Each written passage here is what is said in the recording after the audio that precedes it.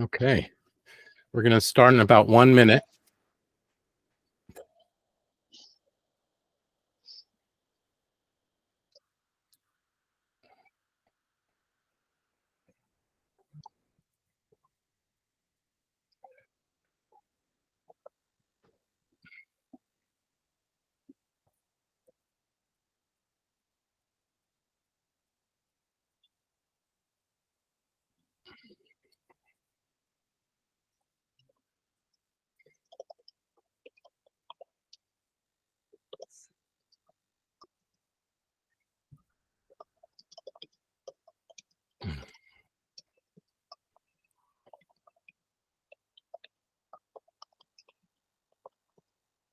A lot of people joining now, so I'll give it another minute.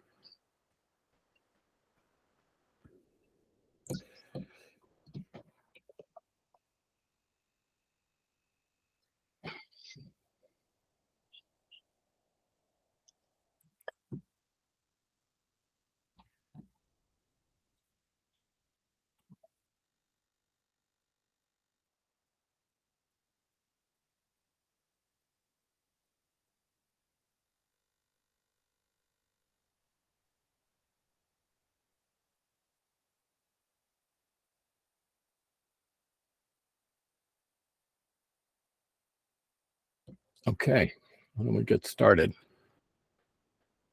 Good morning, good evening, good afternoon, everyone. Probably morning for most folks here in the U.S. I am Josh Nathan. I work in the corporate brand department, and it's my honor today to host Dr. Stephen Ferrone from SUNY Upstate Medical School. Dr. Ferrone is a researcher and an expert on attention deficit and hyperactivity disorder, otherwise known as ADHD. Very well published, very well recognized. You can read more about Dr. Ferrone's affiliations and publications in the meeting invite. There's a nice bio there, but I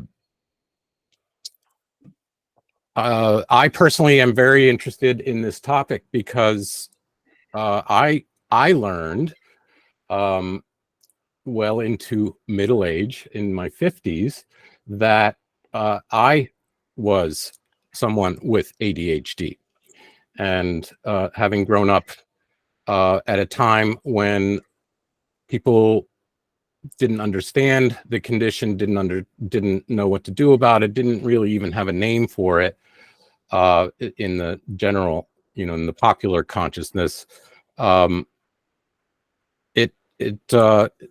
Understanding that this was a part of me was a major self-realization, and explained so much of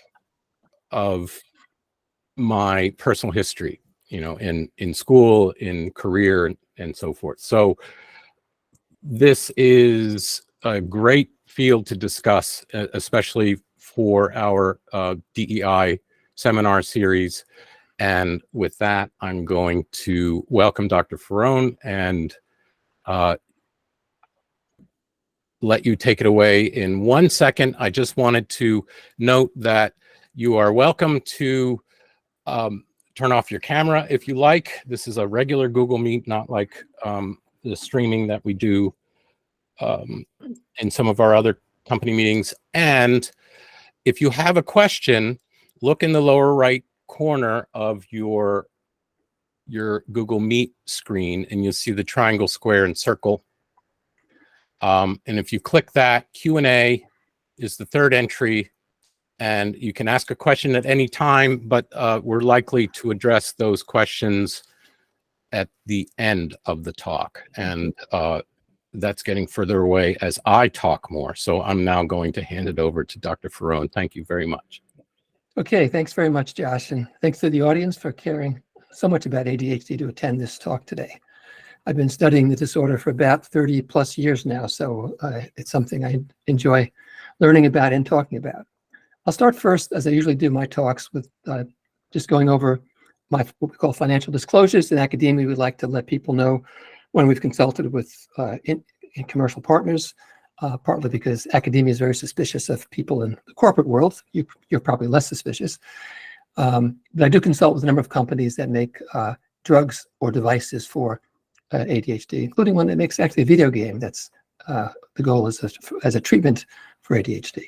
But I'm not talking about any specific company product in this talk today. No company had any role in preparing this presentation. I'd like to start with what I call the three major myths about ADHD. The big one is that it was exported to the world by the United States. Second, that it was somehow a recent invention, that particularly it was recently invented in the US. Some people say by pharmaceutical companies because wanting to treat people for a disorder that doesn't exist. And the third one is that it's medicalizing what are really normal behaviors, and that it's not really fair. We're taking people who are, quote, just like everybody else, and we're medicalizing it and treating them when we shouldn't treat them. I'm going to start with that, and we'll go and dive into more detail as I get through the talk. Well, first of all, the history of ADHD is very clear. It started, believe it or not, in 1775. It was the first description in a medical text. It was in Germany, where Weichert, he describes children who are clearly what we would now call ADHD. He didn't call them ADHD. There was soon after that, in 1798, a Scottish textbook also published a description there. It wasn't until about 1901 that an ADHD syndrome first appeared in a medical journal. That was Dr. George Still from the United Kingdom. As you can see here, ADHD has a very long history, and much of that history occurs early in the 18th century, when in France, Germany, United Kingdom. So it was not imported. It is not an American disorder. In fact, I had to write an article many years ago that called ADHD is not an American disorder. And it was from my European colleagues who insisted that it was only something that was really seen in the United States. And in fact, if you look at this map, all the countries colored in blue have done population epidemiology studies that document that ADHD exists in their country at basically the same prevalence. The prevalence of the disorder does not differ dramatically between countries. And countries that are not shaded in blue are just not shaded because no one's actually studied ADHD in those countries. And I bet if they did, you would find it. So wherever someone's looked for ADHD, they've always found it at about the same prevalence. What about this idea of medicalizing normal behaviors? Of course, every kid is hyperactive from time to time.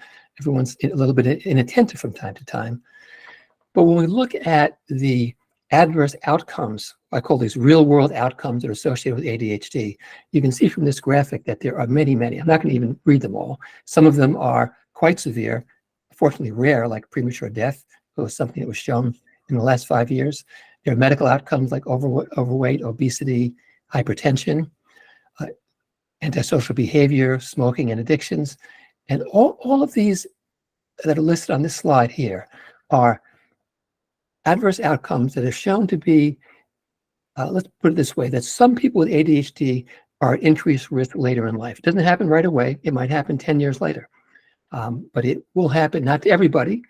Some people with ADHD have none of these problems, but many people have at least one of these problems. Particularly with young children, we're worried about them getting into accidents, having difficulty in school, underachieving because of their ADHD. It is a big public health problem, and in fact, is also a big health economic problem. People that have studied it put the cost of ADHD to society in the billions of dollars every year.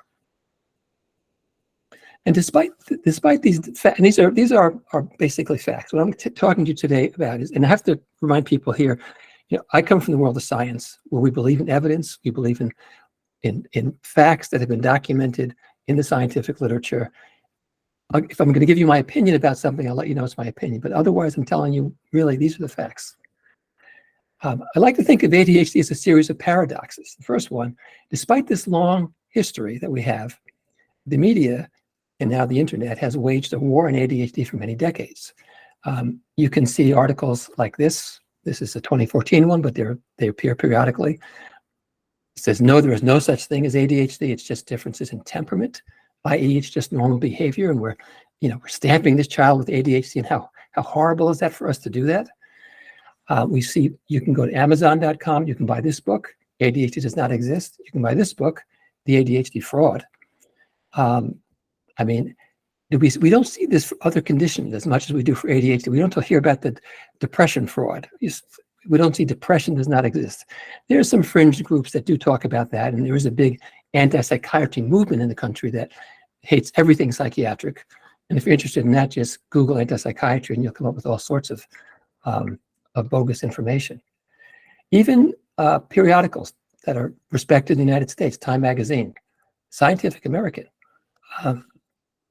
These are articles that are providing misinformation or misleading information in some cases. The better ones are not out and out giving you saying things that are false, but they're putting together facts in a way that mislead people to the wrong conclusions. The idea of attention deficit disorder is also used in a stigmatizing way to talk about bad things, right? So this Economist article, I think The Economist, by the way, is a great magazine, but they talk about attention deficit disorder, meaning people aren't paying attention to Black Lives Matter. It's really not appropriate because it stigmatizes people with the disorder because it connects them to something negative. This article, they're talking about a tennis player who Boris Becker, a former great tennis player, says has attention deficit disorder. And a lot of people, including CNN, thinks that Donald Trump has attention deficit disorder. Again, not fair to people with ADHD at all. And this is what I call part of this war on ADHD, where we're kind of slowly but surely stigmatizing disorder and degrading the way people feel about themselves. It's extremely important that the world stops doing this. This war on ADHD also affects researchers. And by that, I mean people like me who spend a lot of their time studying ADHD. This was a public response to a paper by some colleagues of mine in Cardiff, United Kingdom, people I know well. And Anita Thapar, the principal investigator, this is her quote. She says, most of the people who contacted us thanked us for publishing this paper. This is about the genetics of ADHD. But a few of the calls and emails were less kind. One from a retired teacher said children with ADHD should be given the slipper, meaning I guess hit them in the UK. Some people accuse us of being in cahoots with drug companies and of being doctors who just want to drug people. And it's not just fringe elements that do this. It's also, we see this in academia. There's a journal called Social History of Medicine. And these are direct quotes, which I like to show because it shows you how wrong people can be. This fellow says, the concept of ADHD has spread from the USA, where it emerged during the late 1950s, to most corners of the globe. Well, that's wrong. I just showed you that slide, which shows the history of ADHD. And that, by the way, was a publication I did with myself and 9 other ADHD thought leaders from around the world. Nobody believes this point that this fellow says, except him and maybe a few of his acolytes. He talks about the global propagation of ADHD, which emerged because American psychiatrists realized that some American children were suffering from not because they realized children were suffering from mental disorder, but because of political, ideological, demographic, technological, educational, environmental changes. But there have been a lot of changes in the last few decades, and the prevalence of ADHD has not changed over the past few decades. It's actually been pretty steady. There's good data in what we call a meta-analysis. It's a very big study of many population studies. There's no data suggesting that ADHD changes with technological advances. In fact, if anything, the risk genes for ADHD have been slowly but surely have been eliminated from the gene pool. We're not seeing more of ADHD risk. We're seeing actually a little bit less of it.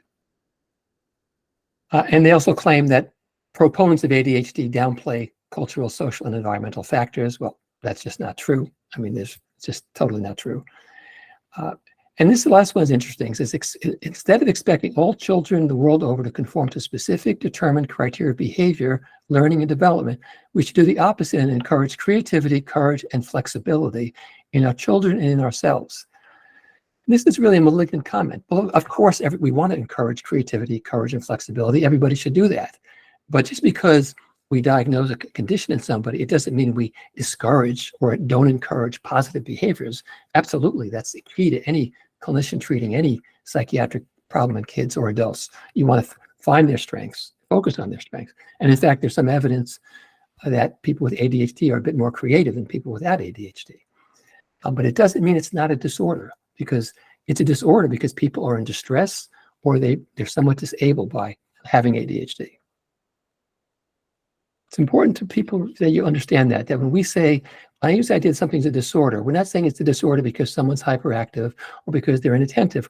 It's a disorder because of they're experiencing personal stress or it is disabling them in some way. It's not just a list of behavioral symptoms. Now, these problems with this war on ADHD cause a lot of stigma and problems with the public. So this was a great survey that is done in Germany, and I would expect it would be similar in the US. Hasn't been done here. But half of the people in the survey, this is the population in Germany, right? Half did view the symptoms of ADHD as mental illness. So that's good. The cup is half full. Some people understand this. 1 in 5 do not believe ADHD is a real disease. That's 20%. That's too big a number. Most believe ADHD in youth is caused by family social context. Oddly enough, they think that biological causality explains adult ADHD. And although the family context is important for ADHD, we have to get away from blaming parents for having kids with ADHD. That was done in the 50s and the 60s, and it caused all sorts of, even in the 70s, caused all sorts of problems because it's basically not true. There's strong evidence for genetic predisposition to the disorder. 2/3 of people surveyed are against the use of the stimulant drugs for ADHD, despite the fact that they work very well, and they preferred homeopathic remedies, despite the fact that they don't work at all. These researchers concluded, and I agree, that a large gap exists between evidence-based guidelines and public opinions about what should be done. And that's really sad because what the evidence says is very compelling, but the public tends to believe things that go against the evidence. And then sadly, as we have in the US, lots of healthcare disparities. Minorities are not treated as well in all healthcare settings compared to non-minorities. But it turns out that the essentially misinformation is more likely among minorities than it is among the majority. So it's more likely among African Americans compared to Caucasians. It's more likely among people with lower education compared to higher education, or people with lower incomes compared with higher incomes. So stigma is a real problem, and it's a problem that sadly people like myself haven't done enough to address. And I'll take a little bit of the responsibility. I published hundreds of articles about ADHD, but not one about stigma. And in fact, when I looked at the scientific literature, there's about 40,000 articles about ADHD and only 10 address stigma. And so I've been trying to encourage people to, and my colleagues, to do more about this. And I've been trying to contribute more myself by doing more public education about ADHD. Because stigma has huge problems. People with ADHD experience lower self-esteem, less acceptance by peers, social isolation, and lower self-perceptions of competence. I mean, the classic line is people say to someone with ADHD, you don't have a disorder, you're just lazy. Just get to work. Just don't be so lazy. Just focus. What's wrong with you? And that leads someone to feel awfully about themselves. We talk about adult ADHD. This is another study from Germany. They asked people whether they would, how they would engage with people in ADHD in their lives. So what the graph here is showing, like on the left, that this means is that about 10% would not want to work with somebody with ADHD. Regarding working with someone with ADHD, about 15% are neutral. A larger percent wouldn't have a problem working with someone with ADHD. But when you go to the other side, 40% would not want somebody with ADHD to take care of their children. Big percentage was neutral, and only a relatively small percentage, about 40%, said that would be okay with them. Same thing about job recommendations. We do know that people with ADHD have a harder time holding jobs and getting jobs. And one reason might be is that they're not being recommended for jobs because they're assuming that they can't handle a job. When in fact we know that people with ADHD can do their jobs very well, especially if they're treated for the disorder, and they choose a profession that fits in with their cognitive style, with the type of ADHD that they experience. So one new perspective, I think, is that we need to find and study methods that reduce stigma and promote resistance to stigma. Well, I mentioned before about paradoxes. Maybe the biggest paradox is that the medications for ADHD are highly effective, and yet they're demonized in the media. Now, when I say highly effective, I refer to a study by a colleague where a group of colleagues, what they did was they compared the effectiveness of medicines across all areas of medicine on a common scale, which we call effect size. And what they found out is that the ADHD medications were in the top third of effect size, meaning they were among the top third of medications in terms of all medications and all medicine being effective. So they are actually extremely effective, and yet it's easy to find media articles where there's some kind of stigmatization of the medicine. So here, this is a UK paper called The Guardian. ADHD drugs are as dangerous as street meth, and Americans are getting hooked. Well, that's not true. They're not as dangerous as street meth. Street meth is highly addictive. Now, the stimulant medications, which are methylphenidate, you probably know as Ritalin, amphetamine, you probably know as Adderall, those are addictive. They're not as addictive as meth, but they can be addictive. They're not addictive if they're used therapeutically, though. There's no cases of people who get addicted to the therapeutic use of these medications. And then there's another class of medications called non-stimulants, which are not addictive at all. So first of all, to group all ADHD meds together is a big mistake. But even these medications, the stimulant medications, there's actually data, very good data, showing that people with ADHD, when they're treated with stimulant medications, it reduces their subsequent risk for substance abuse. It actually has a protective effect rather than making them abuse substances. And yet, that's nowhere to be seen in this particular Guardian article. Time magazine says, where's the moral outrage for ADHD mass medication? Well, I mean, this is wrong in many ways. First of all, why would you have moral outrage about a medical treatment? Second is, what's the evidence for mass medication? Well, the answer is there's not. I mean, the latest CDC study, where they looked at the percentage of kids medicated for ADHD, was about 4.5%. And that's almost exactly the expected population prevalence of ADHD from some very big meta-analysis studies. So again, another study that's totally wrong. The second one says, major study reveals ADHD drugs have never been proven safe or effective. Well, this is totally absurd. There are scores of studies that have been submitted to the FDA, approved by the FDA, to show that these medicines are safe and effective. And yet you get articles like this. And then for aspiring entrepreneurs, is ADHD medication killing our geniuses? I love that one. No, it's not killing our geniuses. It's probably helping the geniuses actually do better, because they can actually focus and they can put their genius to good work. But you can imagine that this misinformation about medicine, how harmful it is to parents who are trying to get their kids treated, and for people who are trying to decide, for adults who are trying to decide whether they should treat themselves. You even find misinformation in the medical literature. It's every now and then an article appears in a cardiology journal which talks about all the horrible cardiac effects that can occur from ADHD medications, and yet this is not consistent with the data. We do know that the medications are not meant for people that have pre-existing cardiac conditions, but we also know that many studies have been done, including reviews by the FDA, and show that these drugs are safe as regards cardiovascular outcomes when used therapeutically. This article says, further studies are needed to clarify the risks and benefits of ADHD stimulant medications and to explore non-pharmacological options, including exercise and omega-3 fatty acids. Well, this is just one example from the medical literature. Now, by the way, I'm all in favor of looking for non-pharmacological approaches. In fact, I'm consult with some companies that are developing games and other non-pharmacologic methods to treat ADHD. The problem is we have not, as a field, found any that are very good. In fact, exercise doesn't work. There's about 10 studies right now that document that. Exercise is great, by the way, for anybody, and it's got a lot of good effects, but it's not great for solving the ADHD problems of somebody with ADHD. The omega-3 fatty acids are modestly effective. So on a scale of 1 to 10, the stimulant medications are a 9. The omega-3 fatty acids are about a 2.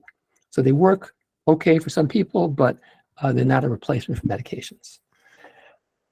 And the idea that we need more studies to clarify the effects of these medications have been studied for decades. I mean, they've been studied since, what, the 1960s, 1970s, and then in the 90s and on, many, many studies.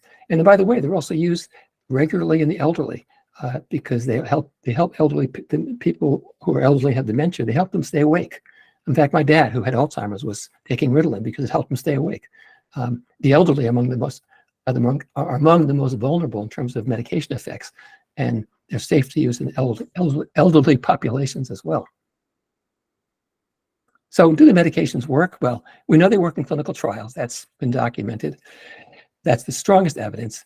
But there's also a lot of evidence about medication effects on real-world outcomes. So take a look at this list. I'm not going to read them all. The treatment with ADHD medications reduces all of these risks and these are very big population studies. Most of them are done in Scandinavia, where they have access to data from, like in Sweden, they have access to data from 6 million people. I think in Denmark, it's only 60,000, but that's still a big number. Norway's got a big contribution here as well. And there's also data from Taiwan and Hong Kong. Usually these come from countries that have big medical registries, so they can analyze things like this. So all of these events are reduced. Well, first of all of these events are people with ADHD are at risk for all of these outcomes when they're not treated. But when they're treated with ADHD medications, their risk goes down. And sometimes the findings are very dramatic. So for example, if you look at the accident studies, I think the criminality study, and you just look at periods of time when the person was medicated, same person, right, was medicated versus not medicated, you find their risk for example, accidents is greater during periods when they're not medicated. Well, it kind of makes sense. If you're driving a car and you're not medicated for ADHD, your accident rate goes up. If you're a child and your mom says, I'm not going to medicate you on the weekend, but you're out playing with your friends and you run into the street after a ball, but you don't pay attention to the car, you have an accident. So a lot of this actually makes a lot of sense. But more importantly, it's strong data that the medications work on real world outcomes. And yet, because of stigma related to ADHD reduces treatment adherence and efficacy. We know from many studies that people will start taking their medication for ADHD, but the adherence rate goes down pretty dramatically. It's true for lots of medications, but it's also true for ADHD. And I think if we had less stigma about the medications,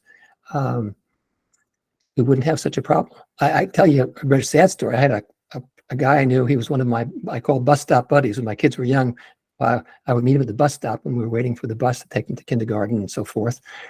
And his kid, to me, clearly had ADHD. And I don't intervene in people unless they ask me. And then eventually he said to me, what do you think? And I told him, I said, talk to your pediatrician. You can get treated for it. And he decided not to. He said, oh, no, I don't want him taking medication. It's bad and this and that, which is a story I hear a lot. I didn't treat his son. And then fast forward about 20 years later or so, the kid already had a criminal history. He had been in jail, was abusing substances. And probably if he had been treated when he was in kindergarten, it never would have happened. Now, there are some also casualties on a very large scale when it comes to this war on ADHD. Now, methylphenidate, which is one of the stimulants, the one is Ritalin, for the most part, also Concert is a methylphenidate drug. Methylphenidate has been used literally for like 5 decades. Safe and effective, many, many, many studies, strong effects on real-world outcomes. I, in my role as president of the World Federation of ADHD, has been trying to convince the World Health Organization to include methylphenidate on its list of essential medicines for children. And this list is very important because in some countries, particularly so-called LIMIC countries, low middle income countries, they can't get access to a medication if it's not on the World Health Organization's list. And yet they refuse it because they were guided by a faulty meta-analysis, and I think also by some of the stigma that we've been talking about here today. I'm still trying to overturn that ruling, working with colleagues to do that, but it's been a surprisingly uphill battle for a medication that's been used for so long. And it just tells me that we need to find better ways to disseminate evidence-based information about ADHD to the public. I mentioned non-adherence. Well, here you can see non-adherence rates. They go from 100% at month 0 all the way down to a year later. About a year later, only 20% of people are still taking their medication, regardless if it's, this would be Concerta, this is a Ritalin formulation called Ritalin LA, this is extended release Adderall, and this is atomoxetine, also known as Strattera. Doesn't matter what drug it is, adherence is very low. There are lots of reasons for adherence. Sometimes the drugs don't work for everybody, and of course, why take it if it's not working? There are some adverse effects that can't be handled. These aren't deadly in any way or medically serious, but they make a person unhappy because they feel zombied out or they feel irritable. A good psychiatrist can typically solve that problem, but many people are treated by primary care doctors who don't know how to deal with some of these adverse effects. But I do think that stigma creates what we call a nocebo effect. A nocebo effect is reversible placebo effect. A placebo effect is that you take something and because you feel good about what you're taking, you feel better and you get improvement in your symptoms just because of it feels good. That's why drug trials have a placebo group. A nocebo is the opposite. If you get bad information about a drug, like this drug's going to cause all sorts of problems for you, it makes it less likely you're going to do well on the drug and more likely you're going to experience adverse effects. And then these are just some data I collected with my colleagues at the Mass General Hospital, where I have a secondary appointment. We're just looking here at the ability to improve adherence with a text messaging app that was developed by my colleague, Dr. Joseph Biederman. And as you can see here, the text messaging is in blue. This is the percent adherence to stimulant treatment. And you can see for both children and adults, the text messaging the text messaging app led to much greater adherence compared to treatment as usual. These were highly significant results from a statistical point of view, and we're hoping that people will take this approach in the future to improve adherence to these medications. Well, despite the fact that the drugs work well, and despite the fact that the non-drug therapies don't work well, that's when I say it has a low effect size. I mean, the non-drug therapies don't work very well. Parents and patients crave non-drug treatments.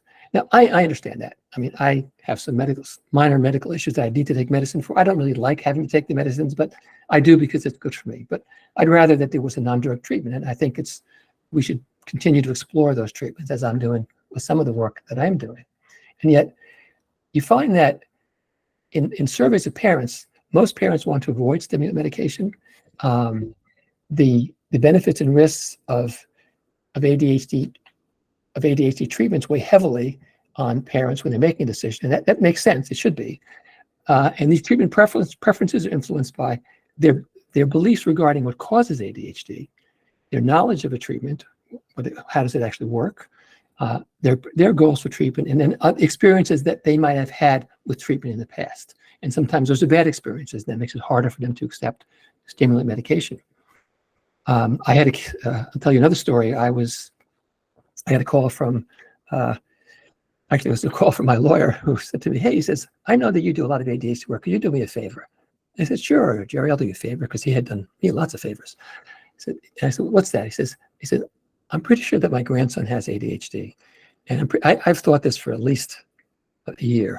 But my daughter, she lives out in California, and she keeps taking him to every type of alternative treatment possible and is not getting regular medical treatment. Would you mind talking to her about ADHD to see if you might get her to try the medical pathway? I said, sure. I said, I can't guarantee anything because it's difficult to change a parent's mind about stuff like that. I called this young woman, and I heard the usual concerns with medication and so forth. And when I tell people that feel that way, I say, look, I said, just because you go to see your pediatrician and get a treatment like Adderall or something like that, it doesn't mean your child has to take it for the rest of their life. Take it for one day. If you don't like it, you can just stop it. It's not going to hurt them in one day. I'd suggest you take it for at least a week, and actually better, at least 4 weeks would be ideal. But you can always stop it. So why don't you do that? Just give it a try. And she was a smart person. She realized, well, that does kind of make sense, right? What could go wrong in a week? Well, I got a call a week later, said, oh my gosh, I wish I had done this a year ago. He has totally changed. And she listed off all the classic changes that most people treated with ADHD medications get. And I only wish that more people could hear her story because it would help more kids get treatment earlier and would solve a lot of problems that kids have because they're not getting treated. So I do think that studies of treatment preference need to also address the effects of stigma, and that has not been done in the current research world yet. Now, I mentioned there are some video game treatments are being developed for ADHD. Some of them are, like this one's actually, it's called FDA cleared. It's not actually approved. That's approvals are for drugs, clearances are for devices. It's a fine point, but it's important because clearance is a lower level. When you ask doctors, in blue is anyone who says yes, right? And the question is, do you think that this game, it's called AKLT01 was the experimental name. Do you think it will help your patients? Almost everyone says yes. And then you ask the patient or the mother, would you request this from your doctor? Most people said yes. My point here is that parents crave, and even doctors, they crave these non-medical treatments. Now, as it turns out, AKLT01, now it's called Endeavor RX. It's not the best treatment for the symptoms of ADHD. It has very strong effects on a neuropsychological measure of attention. And so we do think it's affecting relevant brain pathways, but it doesn't improve the same, it doesn't have the same reduction in symptoms we see with medications. So it hasn't become a first-line treatment because of that.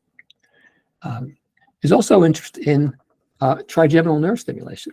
This is a great study done by a colleague of mine in UCLA.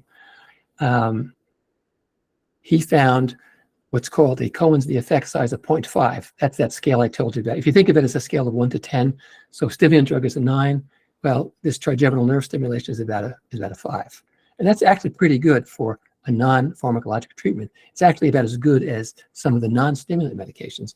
There was no serious adverse effects, almost no adverse effects, except for some fatigue and headaches and appetite. I do wish there'd be another study. There's only one study right now, but right now this is available. There's a company called Monarch, with whom I do not work. I'm sorry, the company is called Neurosigma. Monarch is the device, which is now being marketed for ADHD. And this is one of the few non-pharmacologic treatments that actually does show efficacy. So it's not a snake oil being sold to the doctor and the patient. It's something that's actually efficacious, for sure. And it's kind of odd that because drug treatment is stigmatizing, it's actually stimulated the search for non-drug treatments. And that's good, right? I like that. But what I don't like is that it also could lead to the greater use of less effective treatments, and that's a potential problem. So we have to kind of balance those two issues in the field. So I raised the question, should we study treatment plans for non-severe cases of ADHD that first use modest efficacy non-drug treatments to find a small group of good responders? And that, to me, makes the most sense for some of these treatments that are nowhere near as efficacious as the medications. They're good for people with kids, let's say, with mild ADHD symptoms. And if they work really well, by all means, keep them on that treatment. If they don't, they can go on to the drug treatment. Okay. Well, this is another big criticism of ADHD. The idea that it's subjective and therefore it's not valid. And by subjective, what's meant is that instead of it being a medical test where somebody's taking a picture of your brain, it's based upon a doctor asking questions to the parent or to the patient. Well, this criticism is very strange because the evidence for the validity of ADHD is extremely high. In fact, I participated in writing 2 articles about this, one for adult ADHD, 1994, shows you how old I am, and one in 2005 for children with ADHD. This one was from my European colleagues in the European Journal. And what these articles lay out is that there are essentially, we have rules of evidence in science. So there are rules of evidence for when you say something is or is not a valid disorder, as opposed to it just being a deviation from, as opposed to it just being kind of a normal set of symptoms. And ADHD clicks all the boxes in terms of being a valid condition. And despite this fact, and this was known, like in 1994, it was known already, that this was the case for ADHD, you still get so-called debates and this is a journal from New Zealand. This is 2015, and this person's debating, saying ADHD diagnosis continues to fail the reliability and validity tests. He says ADHD diagnoses are notoriously unreliable. That's just not true. I mean, I've done reliability studies. Reliability, by the way, in my world, it just means if I ask two doctors, does this child have ADHD? Do they agree or not agree? A reliable diagnosis is one where they agree most of the time. An unreliable one is where they don't agree. For ADHD, they tend to agree like 90% of the time. The problem is, of course, you have to be well trained to make the diagnosis. And many people don't understand that particular point. So this is a big problem because it's one of the biggest stigmatizing aspects of ADHD. This claim that it's subjective, and because it's subjective, it's somehow unreliable. It actually turns out that, and a colleague of mine published a paper about this, that if you look at a reliability statistic, as I said before, something like the percentage of people that agree, reliability is actually better for ADHD than it is for blood pressure, even though blood pressure is measured with, a device that's very medically looking. You get numbers that correspond to your blood pressure, but blood pressure depends upon things like, are you nervous seeing your doctor? Did you run up the stairs when you went to your doctor's office? Did that raise your blood pressure? If you hear things about ADHD being not reliable and not valid, forget about it. It's just not true. And again, lots and lots of data. This is not just my opinion or one study, scads of data that show this is the case. One thing I would love to see is that more authors, reviewers, and journal editors discourage any language in our scientific papers that use some kind of weak data to support a stigmatizing interpretation when you have an equally reasonable, non-stigmatizing interpretation that exists. And we see this sometimes where claims are made about something that's bad about ADHD diagnoses, but they never actually show harm. Like the CDC published a paper, what was it? This might have been 8 years ago. And this paper claimed that ADHD was being overdiagnosed in some children, particularly was older adolescent boys, especially older adolescent boys. I looked at the paper and there were some problems with the paper in terms of how they diagnosed ADHD, but putting that aside, they actually didn't show if these people actually had ADHD, because all they did was they called the mother up and they said, was your child ever diagnosed with ADHD? And that could have meant, yeah, he got a diagnosis once, but the doctor decided he was wrong or she was wrong. Or it could have meant that, somebody told the parent that they thought the child had ADHD, but never even did a diagnosis. So I actually emailed the CDC author and said, hey, I said, great paper, but why don't we do a study where we can actually take a look at these kids that you think are overdiagnosed and find out, do they really have ADHD? And if they do or don't, was anybody hurt? Was anybody given drugs inappropriately? What happened? And they said, that's a great idea. But they never followed up on it. They didn't seem interested in the idea, unfortunately. So that study was never done. Okay, now I mentioned this idea about subjective diagnosis. Now what that has done is led many people to try to develop a valid objective diagnostic tool, something like a brain image, right? Or an EEG test where you read brain waves, or a neuropsychological test. Many have been developed. In fact, these are 3 that are actually cleared for use by the FDA. And I think the FDA technical language is for use in aiding with the diagnosis of ADHD. They're not meant to be used as a standalone assessment. I still find this very bizarre that the FDA approved it. I imagine they approved it because they're just following the guidelines that they have at the FDA for devices. But in this case, they've approved these 3 devices, and I can tell you, I know of no person I would classify as an expert in ADHD who uses any of these devices or anything similar like that in their clinical practice. And in fact, the psychologist who was one of the most renowned psychologists around the world, especially in the United States, Russ Barkley, who retired recently. He's got the Lifetime Achievement Award from the American ADHD Society, numerous awards. The guy was amazing. He published this article, neuropsychological testing is not useful in diagnosing ADHD. Stop it or prove it. Well, nobody's proven it, and not everybody has stopped it either, which is a problem we have in the field because of this kind of misinformation that is around. And again, this just leads to more stigma because when we inaccurately question the validity of a diagnosis as a way of justifying searching for an objective diagnosis, it only hurts people with ADHD. The current diagnosis, well, I say it here, a good diagnosis is reproducible and gives meaningful predictions regardless of whether it's objective. Objectivity, the fact that you're asking questions doesn't matter. The important point is if I make a diagnosis, whether it's subjective or objective, is it useful?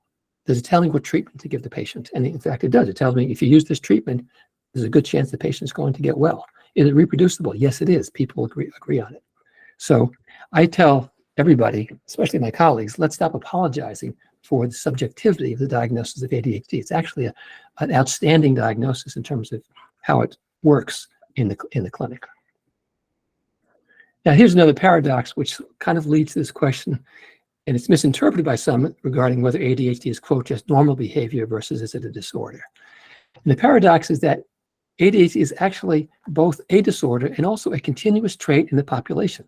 So here is the distribution of symptoms of ADHD in the population, separated out by, these are adults, male and female adults. As you can see, you get this very nice bell-shaped curve. We call it a normal distribution in statistics. And this ASRS is just the amount of ADHD symptoms a person has. And look at this. There's no cut point where somebody has high symptoms versus low symptoms. Well, we also see the same thing for, these are what are called SWAN scores. This is another measure of ADHD in kids. And the same thing, there are people with low scores on the left, people with high scores on the right. Most of us are lumped in the middle. There's no actual cut point. And so the symptoms of ADHD are distributed normally in the population. In fact, so ADHD is really very much like, when you think of ADHD as a diagnosis, I tell people, think of it like hypertension, high blood pressure. Everybody has a blood pressure, but some people it's too high. Hypercholesteremia, everybody's got a cholesterol level. For some people it's too high. ADHD is the same kind of quantitative trait or continuously varying disorder. And in fact, when we look at the genetics of ADHD, which by the way is my specialty, but I don't have time to talk about a lot of it today,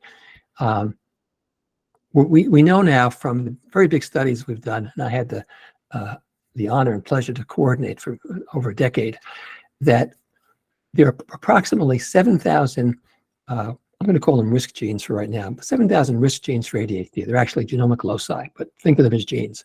7,000 parts of the genome that put people at risk for ADHD.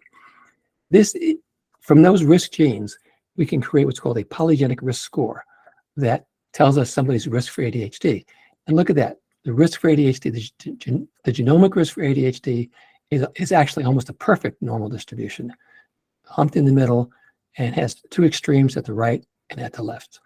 So some people have a high genomic risk, some people have a low, most of us are in the middle. This is the ADHD PGS or polygenic risk score. So ADHD is the extreme and impairing tail of a continuum with no clear distinction between what's normal and what's not normal in terms of symptoms. And that distinction is made by our diagnostic criteria, remember, which include impairment and disability and distress. So we're able to separate out what's symptomatic, but not, if you will, disordered. Now, many of us have discussed this possibility that given it's like hypertension, right?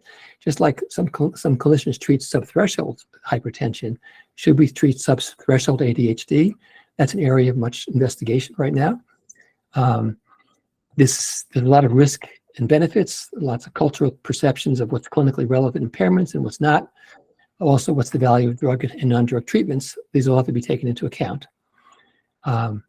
It tells me, when I say it, meaning the continuous nature of ADHD, that it'll be very hard to find a biomarker that separates out very clearly people with and without ADHD. For example, our genomic data are not very good right now at separating out. The genomic data are very good at targeting and finding genes, but we still can't predict with any accuracy who is diagnosed with ADHD and who's not. We have some prediction, but it's still not good enough. It may be in the future, but not quite yet. Now, this leads to it'll be a very brief discussion of neurodiversity. This is a paper by Baron Cohen. In 2017, he was talking about it in regards to autism, a revolutionary concept. And for those of you who don't know about neurodiversity, Baron Cohen talks about disease versus disorder and says, well, those with disorders cannot function in any environment without treatment. And he gives the example of schizophrenia, very severe mental disorder. Although it's not completely true, because some people with schizophrenia do okay in some environments, but that's a longer story. He defines disability as somebody who can function in some environments or with some accommodations, but they require societal support, acceptance of differences, and acceptance of diversity with some reasonable adjustments by society. And he says autism spectrum disorders and ADHD fall into this group. But I do agree with him that we need non-stigmatizing language and concepts when we think about people who are different and when we talk about disabilities. I'm not sure neurodiversity is it. It's something I've been giving a lot of thought to lately. I do know that popular culture is leading academia in this regard. I mean, you can buy all sorts of neurodiversity bling on Amazon. There are all sorts of popular books about it. But if we go to PubMed, you only got 36 papers that have neurodiversity in the title. On Amazon, you get 1,000 results for neurodiversity. And in Google, you get over 2 million. So it's something that academia is now paying more attention to because, as I said, it's just, huge. This is just more examples of neurodiversity on the web that you can see. I like the idea of neurodiversity because it reframes disorder as disability. It's consistent with the continuum model of ADHD. It definitely doesn't stigmatize the diagnosis. It's kind of like, you have high blood pressure. You're a little different from other people, but you got to take care of it. You're not categorically different from people. And it reduces controversies about overdiagnosis, which we get periodically in my field. It's not a question of overdiagnosis. It's a question of when do you treat somebody with subthreshold symptoms or not. But I do think that we in the research world need to study and better define neurodiversity because otherwise it's going to be completely hijacked by the media and used for the wrong purposes. And it has been, in the autism world, there have been some issues that I think have caused problems because of the use of the term neurodiversity. But we can perhaps talk about that in the questions section if someone's interested. Well, my last question, which I have an answer to, and I should have phrased it as a statement because I believe it now, that we need international consensus to reduce stigma and defeat this war in ADHD.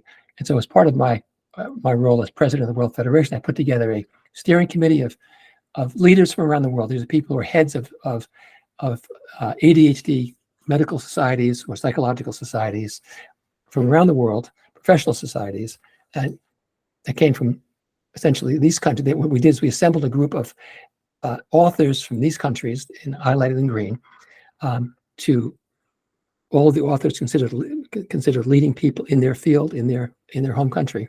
And we published this international consensus statement on ADHD. 77 authors, again, these are thought leaders in the field who have agreed with this statement. I'll give you a link later on where you can connect to this consensus statement because it's meant to be not just for my colleagues, but it's also meant for the public to look at, to understand what are these other 208 conclusions that we think are the strongest conclusions in the ADHD research literature out of the 40,000 papers that have been published and so forth. And that's a repeat slide. I'm going to skip that one. Stigma also impacts policy. I mentioned the World Health Organization already. We do know that stigma towards people with mental illness is associated with decreased support, public support for eliminating discriminatory coverage of mental health and substance use disorder benefits. We've seen this in the opioid field, where stigma leads to decreased public support for government spending. So stigma does have important policy implications. There are some simple communication strategies to reduce stigma. I always encourage everybody to think about this, especially my colleagues, but really everybody. Understand and humanize the experiences and struggles of those with mental illness. Understand that it's an illness. It's because it's mental. It doesn't mean that it's really different from other kinds of illnesses. Highlight the policy barriers to treating mental illness. Emphasize the efficacy of these treatments, especially when talking about adverse outcomes. There's a lot of focus on, oh, these treatments cause all these problems, when in fact most of the treatments for ADHD have relatively mild adverse effects and strong efficacy. Most importantly, don't blame people with mental illness or their families for their condition. Don't say they're lazy. Don't say the other things. Don't describe persons with mental illness as violent. Actually, people with mental illness aren't any more violent on average than people without mental illness. And don't use the disorder as an adjective. It's a patient with ADHD. It's not an ADHD patient. ADHD is only part of a person's life, and people's lives are multifaceted. They have strengths and weaknesses. Their ADHD typically leads to lots of weaknesses, maybe some strengths, but mostly weaknesses. But they have other strengths that we have to recognize as well, because they're just like us. And actually, some of us also have ADHD. So focus on the strengths, And let's, as a society, do better for people, not just with ADHD, but with other mental health conditions. Well, as I said, I'm very much interested in evidence being important in talking about ADHD. You can see curated evidence about ADHD at my website, adhdevidence.org, or follow me on Twitter or Instagram. Okay, I talked a little bit longer than I expected, so we only have 5 minutes for questions. I could stay longer if people want, so I'll turn it over to the MC here. Thank you, Dr. Ferrone. This was very, very informative. We do have a number of questions. I doubt that we're going to be able to get to all of them. I'm just going to pick some from the list. Someone asked if fMRI or MRI could potentially show biomarkers. Considering ADHD often shows some differences in certain brain region structures, or are there no clear trends? So far, they're not useful as biomarkers. The differences in brain between people with and without ADHD are they're real, but they're very small. So we see them on average in big groups of people. But if you to give a radiologist a brain scan of someone with ADHD, they wouldn't notice any difference from normal. So I've looked into that in detail. So possibly in the future, but I kind of think not, partly because they're also so expensive that an objective test is going to have to be cheaper than that to be useful. Yeah. Great. Thank you. Someone asked, you mentioned an app that helps with adherence, medication compliance. Yeah. Is that available? And do we know where we can find something like that? It's not available yet. Sadly, it was being developed by my good close friend and colleague, but he passed away early this year.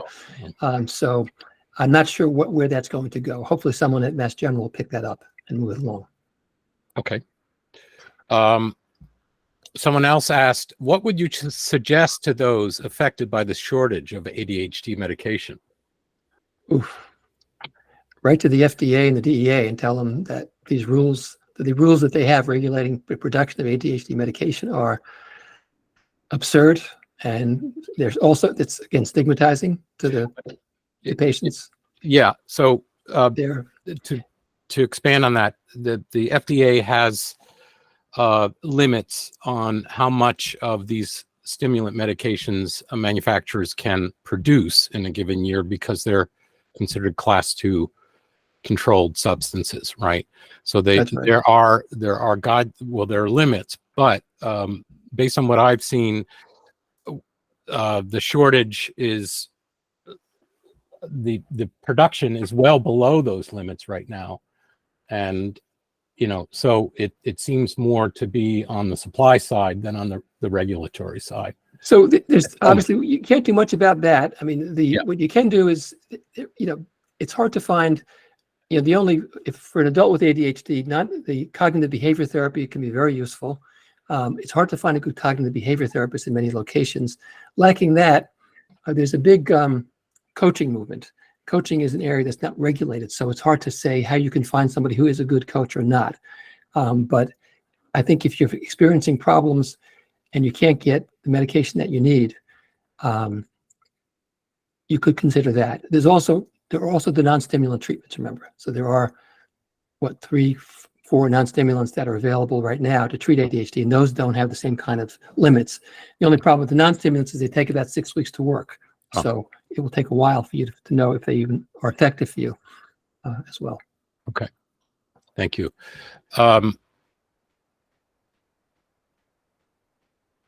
Let's see.